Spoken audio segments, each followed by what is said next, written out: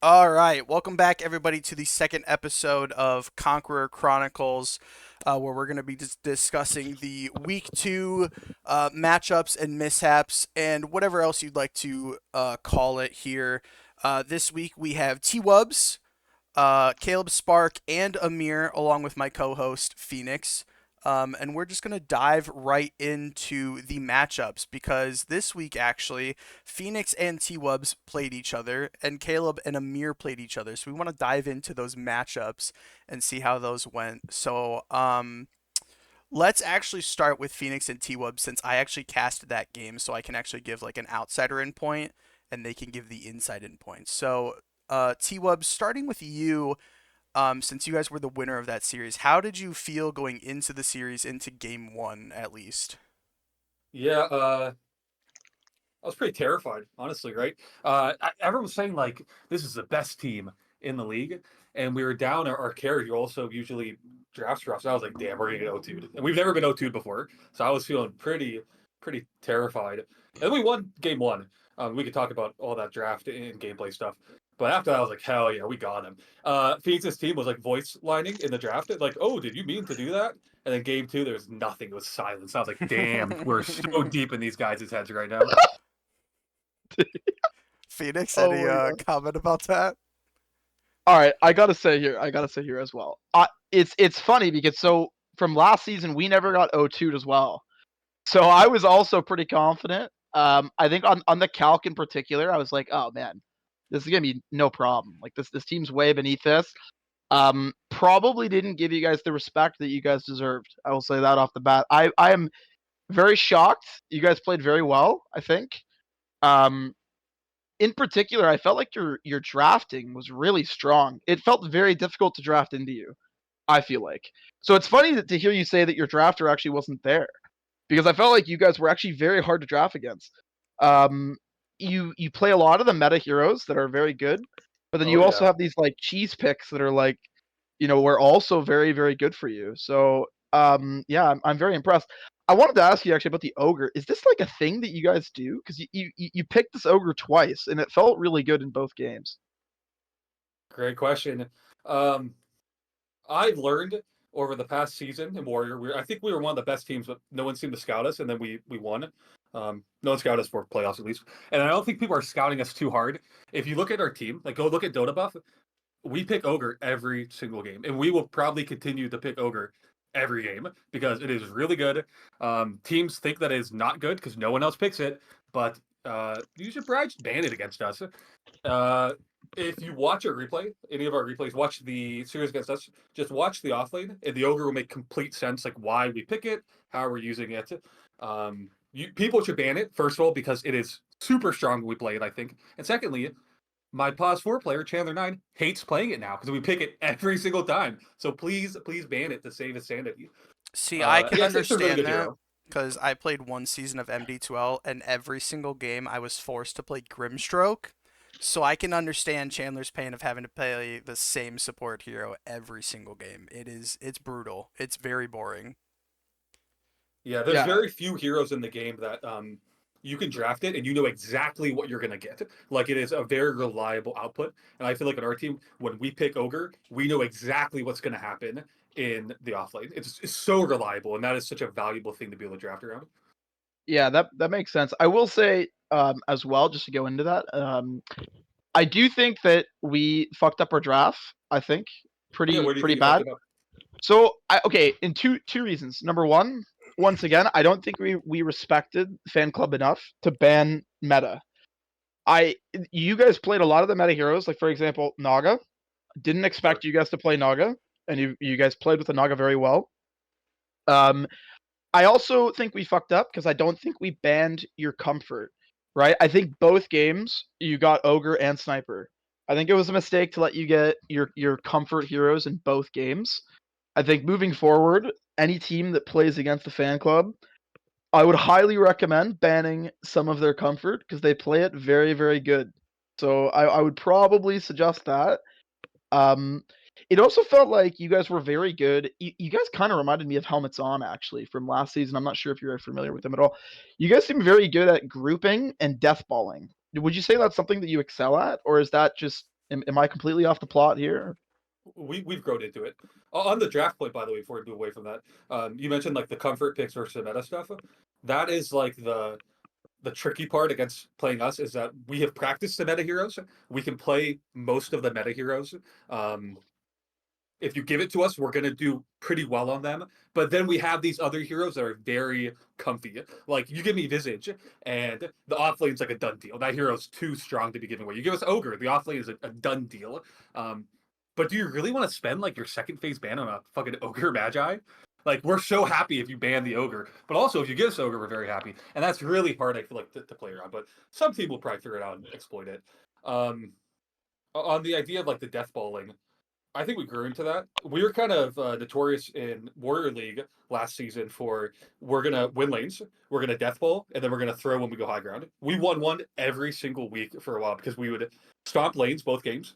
Game 2, we would just like annihilate, and game 1, we'd throw on high ground. So I think we've grown into the ability to death ball. I was really proud of our performance in I think it was game 1 when we had the sniper mid with the Naga behind. And we were so disciplined, I felt like, on those high ground pushes where we were just sitting there behind the sniper. He'd hit for like 10 right clicks, and then we'd wait 30 seconds. Hit, okay, the Luna's here, whatever pause one you had. And it took us like 10 minutes to win, but it was so disciplined. And so I think we've really grown into that style. I'm pretty happy with how we do. Yeah, I would say that it was definitely very disciplined. It felt very disciplined, and actually, I think you touched on something that I wanted to ask everyone here. I'm not sure is anyone else here a drafter for their team? Okay, doesn't seem like it. On that though, like the comfort versus the meta, because I think that's a very interesting concept. I'm more of the opinion that I think you should draft for comfort over the meta. I'm curious what Ameer and Caleb also think of this. Do you guys think that there is an advantage to drafting for one or the other? Would you rather draft for a meta pick or a comfort pick if given the choice?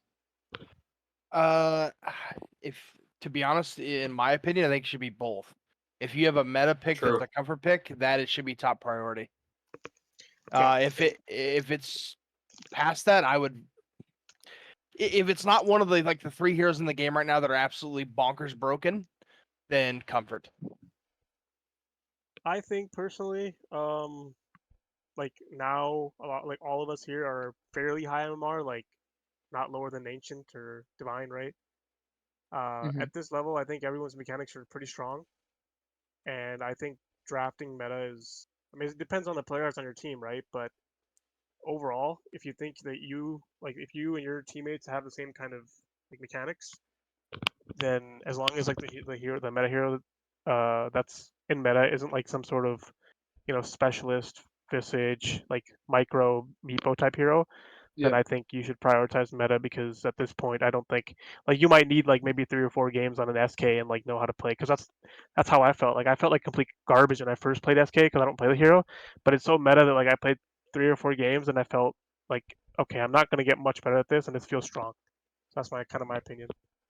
Interesting. Yeah, that's a really interesting point. So because it's funny because I feel like the Scythe formula before, um, and it's a very different team that we have this time around. Which, by the way, that was another thing I wanted to mention with Twubz, where people kind of thought we were like a really strong team or the best team. I would disagree. I've been trying to tone people's expectations. Our lineups changed a lot from last season. I don't think we should be thought of as like one of the cream of the crops. I do think we're a very different team, but for that, it's interesting because I feel like we draft more for comfort than meta, right? Like if you look at us, we're very common with our like first pick witch doctor for revamp, right? Not a meta hero at all, absolutely not meta.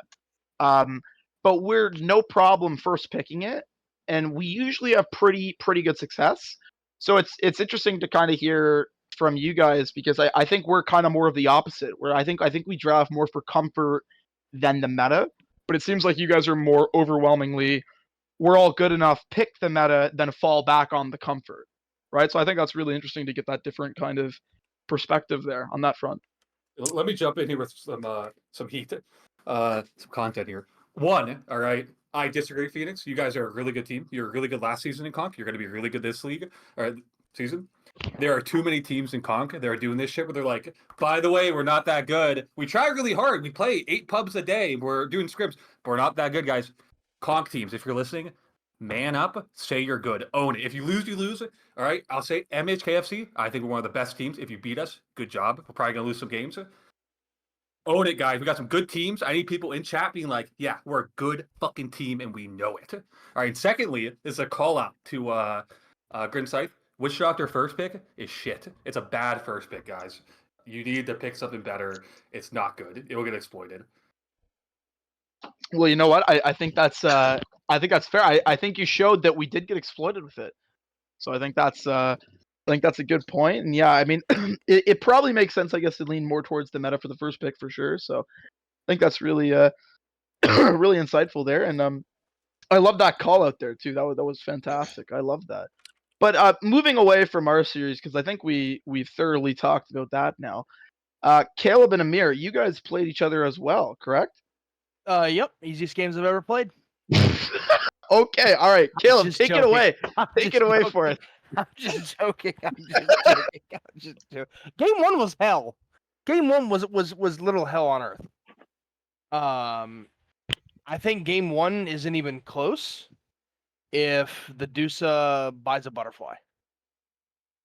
Game 1 was basically a 65-minute slugfest that involved, I want to say, 3 rapiers and Dusa versus Luna as the carry matchup.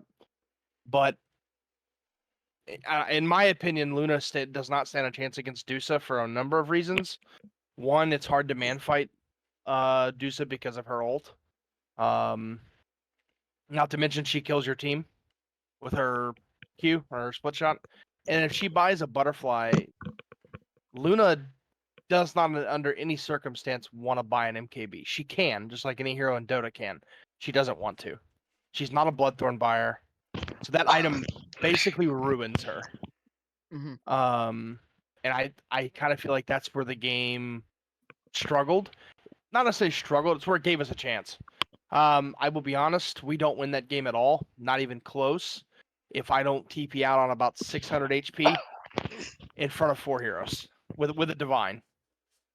And the only reason why we had like kind of lacked stuns that game. I mean, yeah, we have Witch Doctor and Hoodwink, but that's like, it's not like very reliable stuns. So no.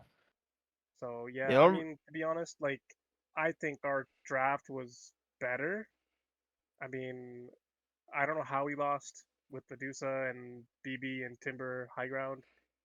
I think Caleb popped off so hard. Like I've not seen somebody carry a team so hard. That was really like, yeah, like the other team was there, and it was like annoying to be like to have them there. But also the other thing is like the Willow, man. Like the Willow was just so annoying. Like we couldn't have any mobility in the fights, and getting rooted all the time kind of sucked.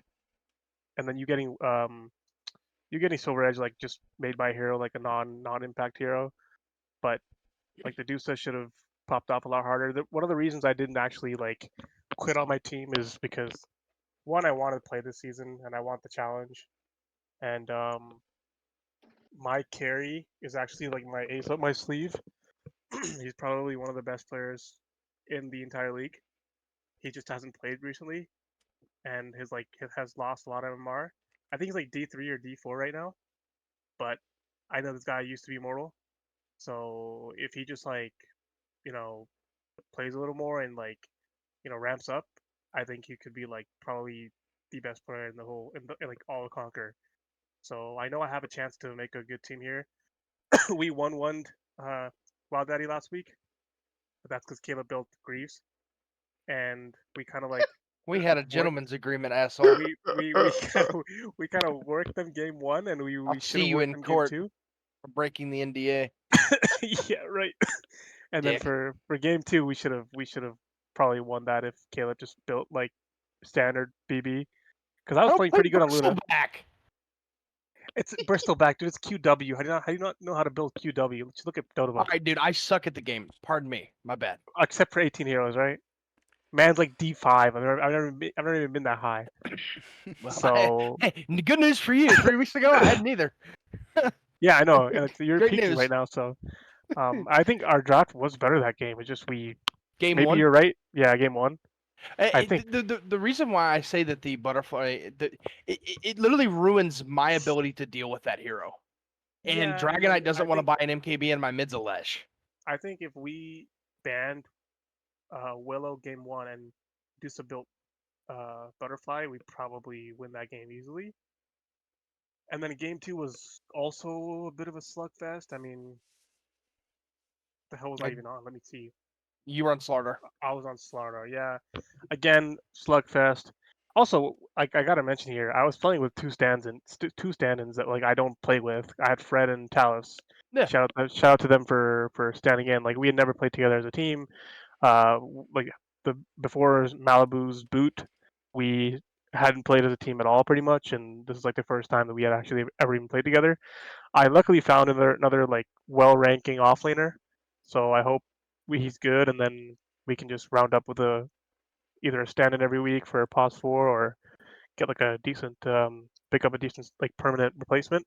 Yeah. And I think we should be solid. I think those like us getting 2-0 by Caleb isn't really like a true representation of our team because I both games don't either. both I don't games were either. like slugfests and fairly close. They could have gone either way. It could have been 1-1.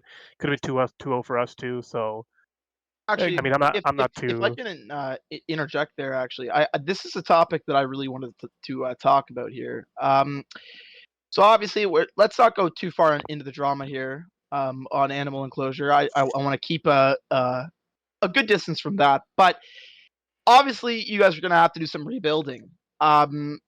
Is there anyone you have in mind? Like how's that going on that front? Because I know that must be a little bit of a wrench in the works there, a last minute booted player, and I think you guys lost another player as Yeah. well. So I think someone came into the team. Aviscara came into the team with or because of Malibu, and that person also left as soon as Malibu was banned from the Discord. So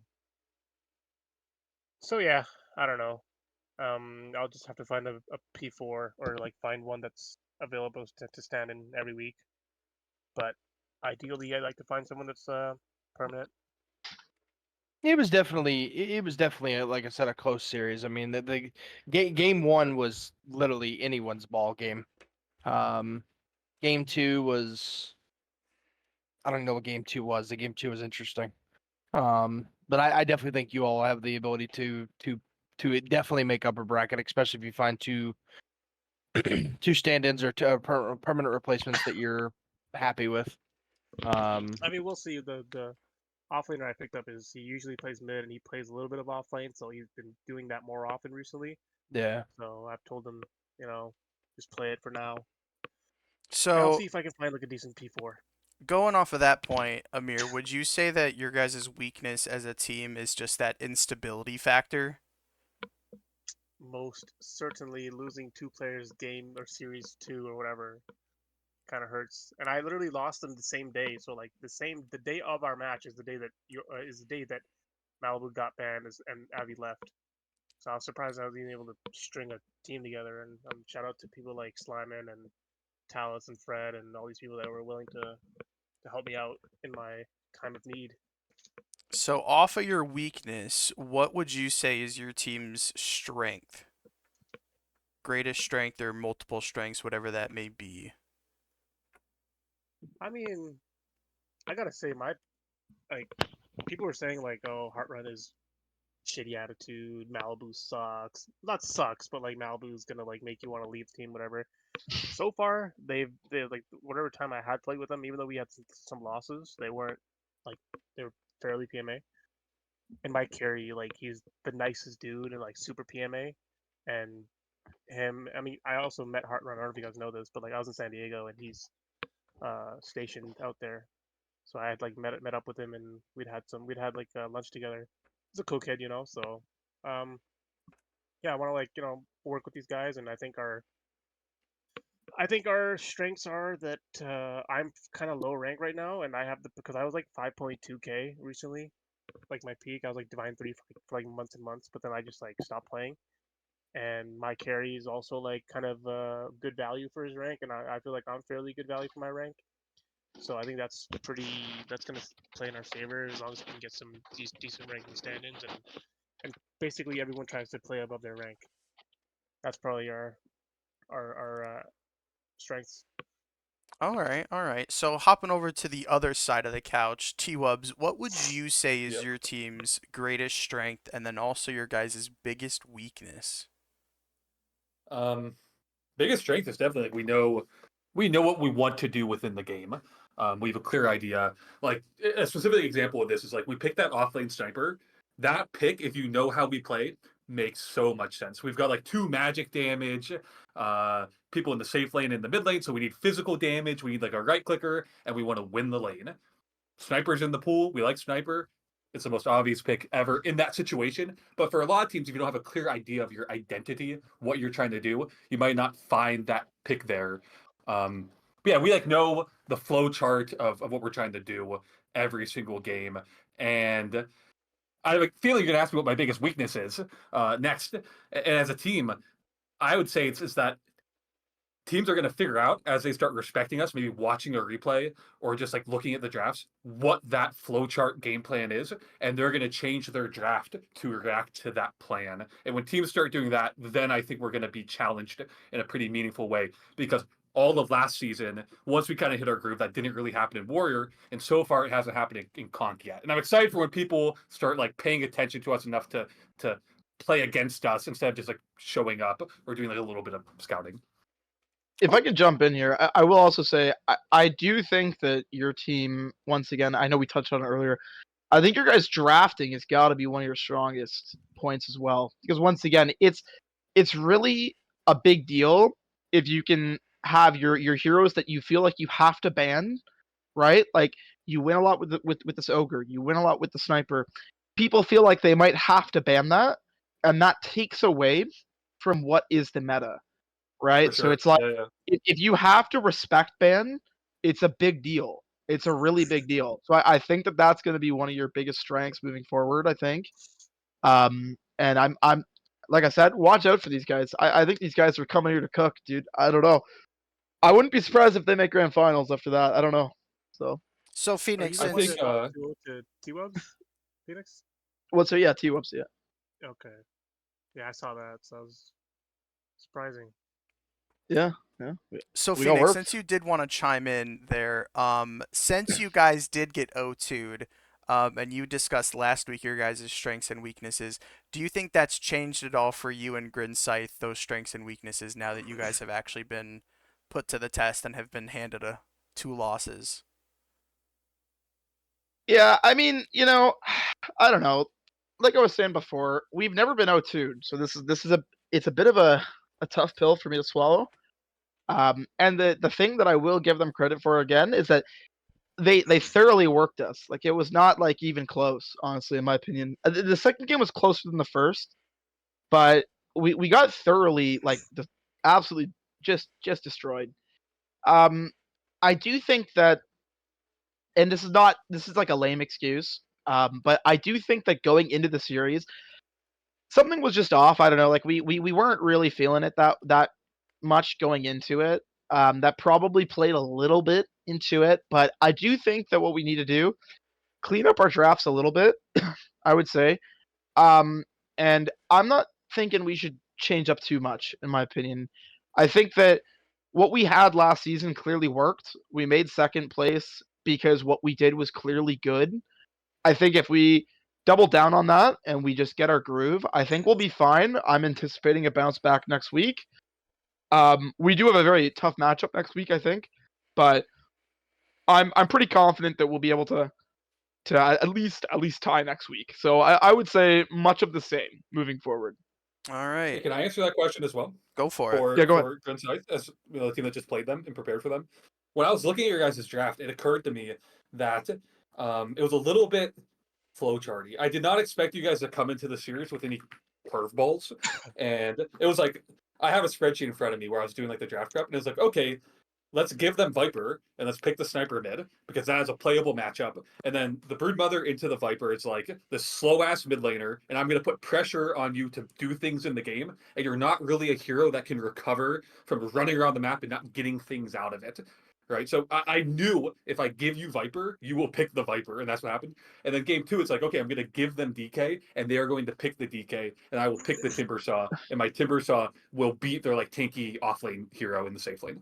All right, can If we you can guys we added pause like for a a few second? curveballs, it would improve. Like it would be really much more difficult to draft around. All I'm gonna say is, how the fuck are we supposed to win when this guy has a fucking flow chart? Bro, are you kidding me? You're going to the game for the freaking flow chart? Yeah, Oh dude. my god, I this was guy's shitting bricks at like 10 mega. a.m. while working. I was like, I'm not paying attention to this meeting. I don't want to Oh lose my tonight. I'm gonna god. spend 2 hours doing draft prep. Good lord. I mean, no wonder we got 2-0. Good god. You got flow charts for us and everything. No, I will say just to quickly touch on what you said. This is where once again I think that it was good to have the experience. We didn't know that you had a brood player. We knew that you had a Meepo player. Didn't know about the Oh brood. yeah, I Meepo think offlane. yeah, so I obviously with the draft in particular game 1, we had no CC for that brood. Like at all. It was like the perfect brood pick. It was absolutely incredible. Which once again, this is where I think moving forward teams got to respect that because I do think that if teams are not careful, I mean, you guys have a lot of these cheese picks and you know, people have to prep for that. So, yeah. You know, on the Meepo thing, I saw Milkboxy, the mid for Jukes Angels, who we play next week. He picked Meepo mid last week, and I was watching live. I forget like Rhino was streaming it or something, and I was like, "Damn, that looks like a good time." My fantasy for the series this week is like game 1, Jukes Angels picks Meepo, and then they lose, and then we pick Meepo offlane and we win, and I get to feel like a Meepo god. So if you're listening, drafter for Jukes Angels, make it happen. Pick the Meepo, and then we'll pick it game 2. And we play off lane. That's a disadvantage. You want us to play people off lane. Just doggy doo doo. All right, moving on to Caleb. Last but not least, what are your strengths and weaknesses of your guys' team? Who, you did have the bye week 1, but now you were able to play a team finally, and you did play very well. You specifically on, your heroes that we all know you play very, very well. So, what are your thoughts with your team strengths and weaknesses, kind of thing? Weaknesses is not even anything game related. So one of our players hasn't. I mean, he's played like 7 or 8 games of Dota outside this past week that he took off work.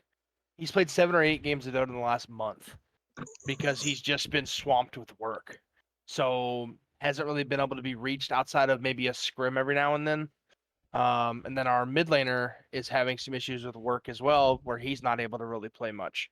Granted, he still does play every now and then, but it's causing issues with us being able to practice and things like that. In terms of strengths, I would say everyone's ability to take criticism and to take feedback. No one really at all is against being said, like something being said to them that is they feel is wrong. Everyone's very receptive, um, which is kind of cool to be honest with you. It's unusual, but it's kind of nice. Okay.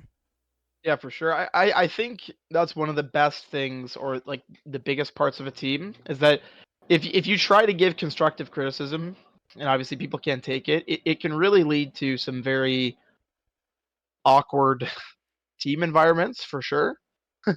To I guess say that nicely. So it's definitely a really big, boon to be able to do that for sure.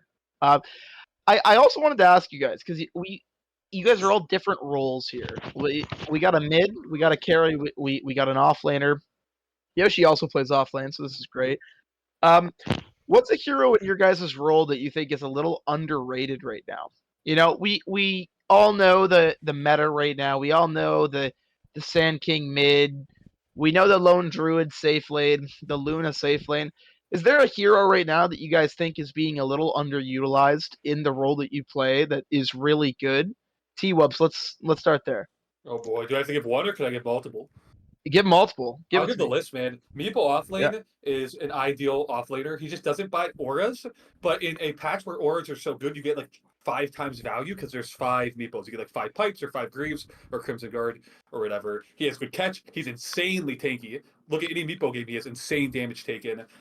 Good control in the team fight. I think Meepo offlane's a legitimate thing. He can dominate lanes. I think Low Druid offlane's good. I think Broodmother is maybe one of the best offlaners in the game if you play it correctly.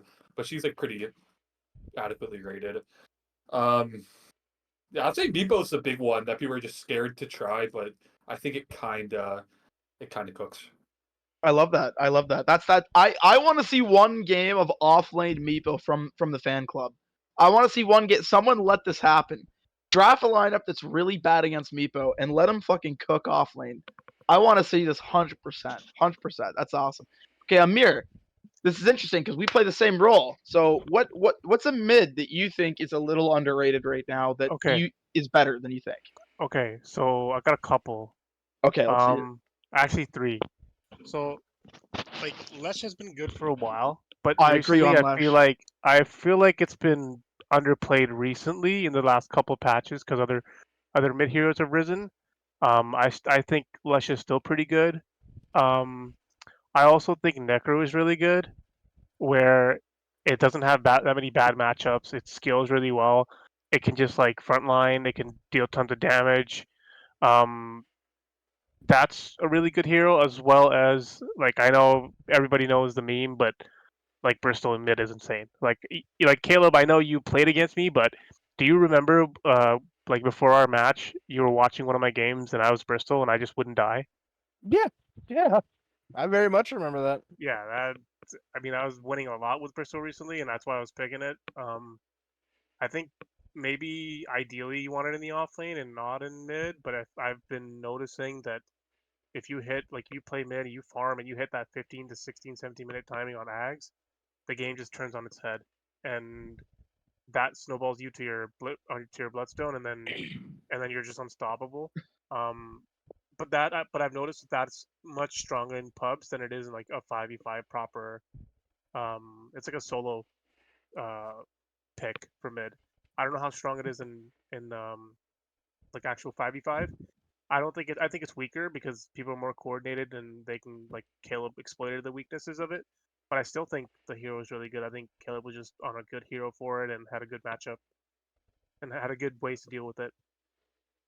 Beautiful. That's awesome. You know what? I will say this just to quickly jump on that. I agree on Lesh. I think people are sleeping on Lesh. I think it's really good, especially in this rank, like in the conk rank. I think that was one of like the secret weapons of Scythe last season. I think Lesh is really good. Like I think Puck its is really good too. ability. What's sorry? Puck is really good too. Puck is really good, but that's That was more insane. like that's more meta. I think like It that's is more more like meta, yeah, but I still yeah. don't It's see that many people playing it. in Like in in I don't pubs see it for in the sure. pubs. Yeah, I don't see it in the Yeah, pubs. in pubs you don't see a lot of puck, but I do think the Lesh is pretty good.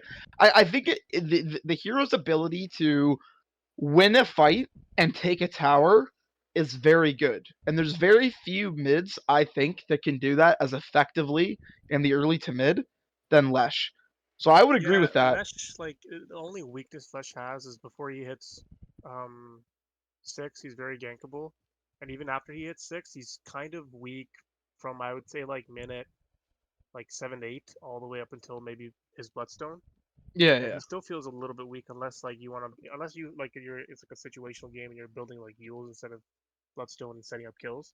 But I yeah, feel for like sure. it's still a little bit weak until about the 15-minute Bloodstone mark. If you Yeah. want to exploit it, that's the time. For sure. Yeah, no, I agree with what you're saying. But I would agree with that pick though. I think that's a pretty good show. I've never tried the Bristle mid, or it's been a while. I think it makes sense, but the only problem with it is that like Bristle feels like it has very bad like rotation ability. You know what I mean? Like a lot of mids are like the type of heroes that you also want to be able to kind of like TP in and have a really good like turning impact. Where I feel like Bristle kind of lacks that a little bit. It's more like you want So like a I slow, consistent the fight, but the way I deal with that is like I just goo the mid and like I like dive under tower and I force rotations to me instead of me going to them. yeah, yeah, for sure. No, it makes sense. It makes sense. I appreciate Also, your insight there. his ganking gets a lot better when you get charred. Oh, for sure. Yeah, yeah, for sure. Yeah, that does make sense. Yeah, and then for Caleb here, for pause ones, what's a couple pause ones that you think are a little underrated right now? Besides, of course, the Luna, the Lone Druid. The obvious answers. The one that really stands out to me that I will play if there's not like Luna or Lena or Mirana available, or if they're picked on the other team, is Sven. Those heroes hate a hero to be in their face. They can't stand it. They Mhm. hate heroes being in their face and on top of them, especially one that just shits out damage and comes with his own stun. Yeah. Not to mention he buffs his team, so his entire kit is designed to kill Lena, Mirana, Wind Ranger with the correct item build. He does struggle against the Deucer, the DK, but he's designed to kill those squishy, so to speak, carries. Plus with Outside of that, Ags, what? plus with Ags, he just like deletes supports. Yeah. Outside of that, I mean, your carry pool is like 8 heroes right now, Yeah. or maybe even less. The 4 that I rotate between right now is Alk, Dragon Knight, Wind Ranger, Luna. And if I Mhm. have to pick a 5th one, it's Lena. Outside of that, if you're not playing one of them heroes or an extreme comfort hero, like for me, which is Terrorblade, I'll pick Terrorblade into some things that people won't play it into. The only hero I'm not gonna say that. Never mind. Yeah. Don't release Give it away. any I strats. almost made a mistake. Don't- There's one hero that exists I don't vehemently refuse to play it into Is it a classic because counter or is it something that you find it, to struggle with? if it I'll use something you told me a few days ago. If you use Dota buff or Dota 2 Pro Tracker, you can figure it out. Okay. And I don't mean that Okay, as a okay. flame. I mean that as in the hero dumpsters that hero. Okay. It's Okay. unplayable. All right. Perfect. But I mean, Yeah, I back got to the hero. Go ahead. I got a question for the group because we're talking about like the best heroes in every role. Does anyone else feel like there's maybe right now, maybe it's in like AD2L Conk League, or just in general, too much emphasis on like picking heroes for the role instead of picking them for the game? It's like we're talking about pause ones, like, oh, you need like a Luna or a Deucer or a Wind Ranger. But like, what if you just don't need a pause one? What if your mid laner has like is a Lina mid lane or a Mirana mid lane? Do you need a pause one? Or what if you pick something that just wins the lane? Same for like off lane. Why don't you just pick like a sniper off lane, win the lane, and not worry about buying the auras or whatever, and let your mid laner buy the auras? I feel like a lot of times when I'm looking at teams drafts, there's way too much emphasis on like we need a pause one, and not like we need a hero to win the game. You know what I mean? So I understand what you're saying. The general consensus why most people will, you know, do that and not pick to win the lane is although we're not absolute horrendous at the game, we're still 4.5 to 5.5k players. We're gonna make mistakes. So winning the lane doesn't always translate to winning the game. That's the Sure. reason why in our bracket, not necessarily the greedier the better, but it's kind of teeters on that side of the teeter totter. Like a 55% greedier, 45% not as greedy makes the game. If the game goes long, it's in your favor because most of the time in our bracket, nobody is go. Matter of fact, I'll give you an example. I played on a team last season, Ren Fury. Let's not talk about. No, I'm joking. I'm not going to name any names. All I'm going to say is the general consensus on that team was to end the game ASAP. And there was a lot of butting heads because that is just not how Dota is played anymore. So there was like a misunderstanding of how to win the lanes, and then if you didn't win the lanes, what happened? If you didn't win the lanes, you just lost the game because your hero is designed to win the lane. So that's the other thing. If you get outplayed in the lane, you're kind of screwed. That's the reason why I think most people tend to lean the other way. I think in this bracket, and like this is gonna be funny because like I said, you just destroyed us with it. But I think that winning the lane in this bracket in particular, and especially the lower brackets, it's really hard because if you can stomp the lane and transition it effectively to winning the game, awesome, fantastic. I think a lot of people really struggle with being able to transition crushing the lanes to actually being able to high ground effectively, right? You know what's funny? Not to interrupt you. You literally said exactly what I tried to say. Yeah, no, I kind of realized that I was kind of recapping it, but yes, I would agree. Like just to kind of go off of what Caleb said, yeah, I think that that's the problem with drafting just for the lanes is that it's very hard in this bracket to properly transition from a lane crush to objectives taken, and if you stumble with that, especially with the way that the game is, if you stumble and you lose like 1 or 2 fights, I mean, it's such a whiplash. You know what I mean? Like it's such a like all of a sudden it's like fuck now. Like I have heroes that don't make sense because we drafted for the lanes. We did good in the lanes, but now we're at a disadvantage because now we like the lanes don't matter, but now we can't take objectives because we fucked up our timing. You know what I mean? I'm not sure if Ameer thinks differently or if you want to jump in on that, but I think winning lanes matters more. Like the outcome of that uh, matters more the higher you go in MMR. Because if you see like pro players crushing their lanes, they typically crush the games. Um, I don't think it's. I think it matters less and less as you go lower MMR, and heroes that are greedy and scale harder matter more. But I think we're at that stage where, I mean, like our win rates. Like if you look at the meta stats in the Dota buff, like the difference between immortals, like the win rates for heroes in certain brackets, like the all from ancient and divine and immortal are very very close compared to like the win rates in like Archon and Crusader are going to be completely skewed because it's going to favor scaling heroes because people don't know how to play Dota at that level.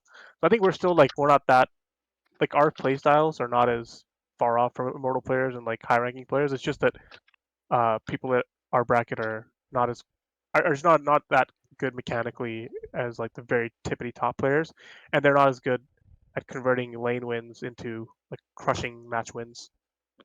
That's fair. That and all makes sense. I agree with those. I've another perspective on it. Maybe I think that as bad as maybe teams around our rank might be at converting, maybe winning lane or having a certain hero set that is meant to tempo to a win, that can be hard to execute. I have noticed, and I think this is true. I might be proven wrong as the season moves along. That as hard as it might be to apply pressure to the enemy teams, with the amateur league type of dynamic, teams are even worse at addressing pressure. Like game one when we hmm, played Phoenix's team, right? We've got this Phoenix who, or not Phoenix, this Brood Mother who's running around the map, and then we've got 4 heroes running around. Sometimes the Brood Mother's connecting, sometimes I'm hitting your T2 or your Racksmith or whatever.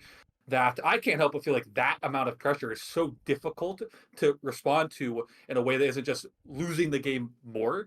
That skill is even harder than applying the pressure. And so if my team could win the lanes maybe and then have heroes that can tempo, that I'm actually exploiting the fact that we are lower ranked more than I am suffering from it. yeah. You know what I will say too is that I think that it's all fine and dandy and how like the three of us kind of maybe soft disagreed with your point, but I will say that I mean you all you guys basically did what you were saying, and I mean it's worked like incredibly so far, right? I mean you guys are 4-0, you destroyed us, and I think you destroyed your first week, right? I believe it was pretty one-sided. Yeah. I also want Yeah, to make a comment. yeah. Go I ahead. think one of the people, one of the things that are like I've noticed drafts in our bracket looking, people will draft for lane, people will draft for like a certain matchup, like hey my off lane shits on that their carry, but they kind of don't like they overlook the team fight aspect of drafting and like is our team fight as good as theirs? Like also even if they do draft, like people in our bracket, we kind of suck at executing team fights well.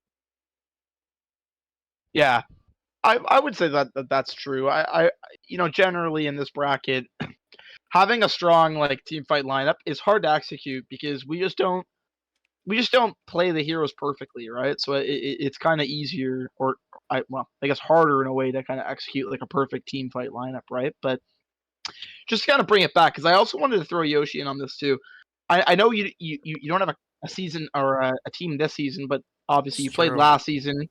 Um, is there an offlaner that you think is a little underrated right now besides Meepo? I don't think many people Yeah. expected. Don't I don't answer think me, many Bo. people expected Meepo. So I mean, Yeah, is I'm there not a another Meepo player, so I offlaner wouldn't have said that. yeah, yeah. So is there another like offlaner that you think is Um, is better than people think? with the current carry pool being, Marana, Lena, Luna type of situation, as long as it's not a DK and the rest of my team can kind of play around it, I do love a good axe. because Axe just loves Ooh, good show. that Mirana and Lena kite pick, because you just blink blade mail and they just kill themselves. Especially if the Lena does already have Fiery Soul stacked up, it is a free kill. Except I hate playing Axe when every pub has a Pudge in it. Well, that too. Can I say one thing with that, Yoshi? Go for it. Yeah, go for it. I will also say that hero dicks on Luna to a certain degree as well. I would say it does Especially- until like mid late game, and then she just has too much armor, and it's The hard thing- to get through her. The thing with her, or the thing with the Axe, if you buy Axe against Luna, it basically makes her hero useless for the duration of your spins, because she's an agi hero, so she's gonna buy it, get attack speed. Yeah. So she hits you 5 times, and you end up spinning. She just does no damage for like 8 seconds. This is Yo, true. why does Luna have a really bad win rate against Warlock? Like, I was so surprised to see that. Because Warlock is able to put down a gigantic thing called soup, and it's a. I'm not Called saying this. soup. That's what I call it. Sorry, that's just what I call it. I Is call it it really soup. that big of a So counter though? Yes, because Luna is a position-based hero, just like Lena, just like not necessarily Potom, because Potom has a bullshit ass ability with Shard that she can go wherever the hell she wants. It's very stupid. And what's the other hero I'm thinking of? Wind Ranger. Wind Ranger is a little bit less of a position-based hero because of It's a Wind Run. Yeah. Yeah. She also buys Drow maybe? Ags, which Drow maybe. Drow is a dog shit hero. Just gonna say it that way. Don't pick Oh, it. right now. That's You want fair. to lose pubs? Play Drow. Ledger out. There you go. Dog shit. I refuse. I'd rather play a range creep. You know what I Uh, will say too is that I didn't give my own example actually as well. I meant to give my own example of other mid heroes that I think are pretty good but underrated.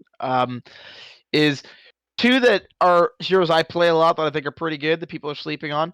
Number you say one, Razor?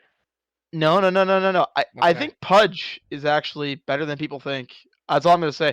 I think Pudge mid I agree. matches up pretty freaking good against a lot of the carries you guys listed. Pudge is very good against. I think that Also- if you hit his timing, I think he is very good. He also has a pretty good matchup against a lot of mid heroes as well. So I think that if you guys are Pudge players, I don't think Pudge mid is a grief. I know people think it is. I don't think it is. I have a positive win rate on Pudge mid. Get on my team. Uh, You're getting reported. Listen, all I'm gonna say is that don't be surprised if you see a Grin Scythe mid Pudge. That's all I'm gonna say. I'm just I also joking, wanted to Felix. add that I don't think the hero's that good, but for some reason Jenkins put Ricky mid as an A tier. I'm not really sure why. I haven't played it. and I haven't Ricky seen mid other is people play it. insane. Yeah, I mean maybe it's Yeah. good. I'm not sure. That- But also for carry position, Razor is insane, especially against PA. I had a pub where I played support for Razor, and he literally solo carried our whole team against the PA. It was insane. I don't know if anybody knows this or not, but did you know that Ricky Cloud goes through BKB and it's not supposed to? Is that true? Yes, Holy it is. I did not know that. Yep. I Good to did not know. know that. So that's actually good to know. Not See, sure the if other it's a hero- bug or intended, but it does. It definitely is It- a bug for sure. If 100%. you're standing in their smoke screen and they beat, or let me rephrase, you throw down smoke screen, then they BKB, it still works. If they BKB and That's walk whack. into your smoke screen, it doesn't affect them. That's really interesting actually. Makes Wow, absolutely okay. zero sense. So wait. I will also it say, it just silences, right? If you BKB, you still get No. the magic resist. A mischance is Mischance as a well. thing too. Yeah. And I Oh, know okay. this because it cost me a pub about 6 weeks ago playing with my Someone- mid someone laner. confirm- My mid someone laner confirm was this. Caleb Go through it, remembers Caleb. every single pub. All right, listen, I- he knows no. all of them in his mind. Dude. I have a He's- weird memory. I don't know why, but I have a weird memory. It's odd. That's awesome. But my mid laner, who's my mid laner for this season, was like 24-0. We ended up losing 3 fights after he got BKB to that Ricky Cloud. Cost That's us the game. crazy. That's crazy. And then really quickly, I know I want to be somewhat conscious of time. I think the second hero that people are sleeping on a little bit, and it is kind of meta, so maybe it's a bad show. I think Shaker mid is pretty good. I think unironically, it's pretty good. It has a pretty decent matchup against a lot of mid heroes. Has really good impact in team fights. I think with with Slugger, new Slugger, I think it's really strong. I think people are sleeping on it a little bit. So I was gonna that's say what the I was. same. I was gonna say the same thing. The only thing is the if he's not against a melee hero, his laning kind of sucks. That's all. See, but the thing to me though is that it depends on the ranged, right? Like for example, like Puck is really good right now. I think Shaker can beat a Puck, no problem. Like absolutely no problem. If Puck gets hit by one totem, Hero's like fucking half HP or something. You know what I mean? But yeah, it does depend on the matchup. But I do think like in overall, I think Shaker's a pretty good hero, and I think that mid in There's particular potential. is probably his best role. And I think it's an underrated hero right now. That's what I would say. So The last thing I wanted to answer, Amir, is you asked how Luna struggles against Warlock. yeah, it's the soup shit that he throws down. It makes the hero, but outside of BKB or Hurricane Pike, it makes it annoying. It makes the hero very, very annoying to play when you're a position based hero. And whenever you BKB and run into people, he just ulties. You just get stunned still. Yeah. Yeah, I guess so. But I mean, still, 36% win rate against the hero is insanely low. Well, that's that. I mean, that's just it's a hero that she has no innate ability, no innate move ability. Lena has fire result movement speed. Is Hey, a I know the exact counter Warlock for Luna. Just by disperser. All right. To wrap up this week, we're going to go through all four of you, since all four of you are players, even though Phoenix is a co-host here on the show. And I just want to and a bad one. know your thoughts going into this week's matchup, and then any matchup you're hoping to have, whether it's, you guys playing each other again in playoffs or lower bracket, or just a team that, you have like an internal grudge against that you really want to squash Can I go in that first? match. Go for it, yeah. So I'm gonna start with what this week. This week should be a decent game. I think we'll lose first game or second game. I think we'll definitely 1-1 if not get 0-2'd. We're just not as prepared as we should be, and that's our fault. But moving past that, the team I want to play against is Krill Eater, which I believe they may have renamed themselves for one reason and one reason only. I want to shit on their 5-player. He's dog shit at the game. Should never touch the game ever again. Let's go. Oh my Do you know who their 5-player is, Phoenix? Spyro, right? Yeah. Yeah, I said Yeah. that Yeah. guy. Which is kind of ironic. He's the guy I queue with every fucking day. Yeah, of course. It's awesome. All right, we're going to hop over to Ameer.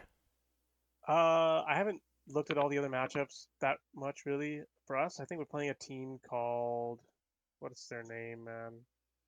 Spooky Scary Skeletons. They're the ones that got toured by Juke's team. Juke's team. I think it's their mid player. Their Divine 2 player seems to be decent, but the rest of them are kind of lowish rank. I think we should outrank and just skill them. Should be able to 2-0 considering they're like also down quite low. I think our series against Daddies should have been 2-0, and I think obviously it's not a true representation that we've only got one win. I think we're stronger than that.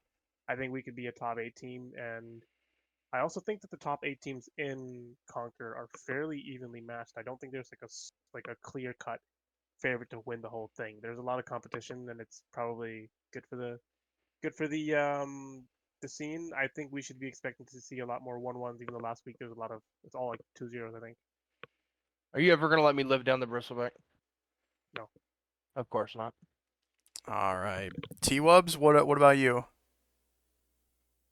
Juke's Angels. It's a good team. It's a good team. A little bit spooky.